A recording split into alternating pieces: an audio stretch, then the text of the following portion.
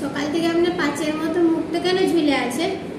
যখন থেকে আপনার বেটা এসিটা নিয়ে এসছে তখন থেকে আপনার পাঁচের মতন মুখ হয়ে আছে। জানেন না যে আমার বাপ কত বড় লোক ছিল? এসি ঘরে আমার জন্ম, মায়ের পেট থেকে আমি এসি নিয়ে বার হচ্ছি।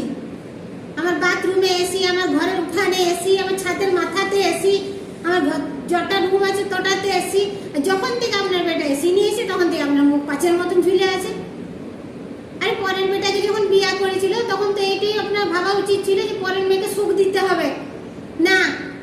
কি মন্ত্র বলে কাট করে পর বিয়ে করে নিয়ে আসে, তোমার সব দায়িত্ব আমার না। জবে থেকে এসছে কাল থেকে আপনার মুখ দেখছেন পাঁচের মতন হয়ে আছে। আরে বাবা, যখন ছেলেকে মানুষ করেন তখন এইটাই ভেবে নেবেন পরের বিটির জন্যই মানুষ করছেন। পরের বিটিরা এসে পরে আপনার ছেলেদেরকে গ্রাস করবে না।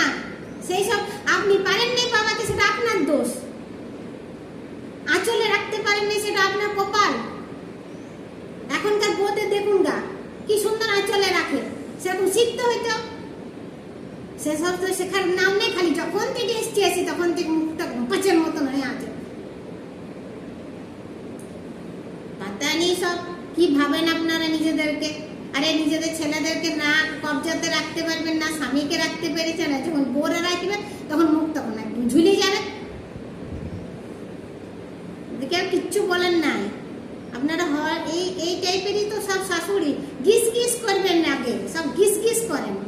করার তো কিছু ক্ষমতা নেই, শুধু গিস গিসই করতে থাকুন যত সব।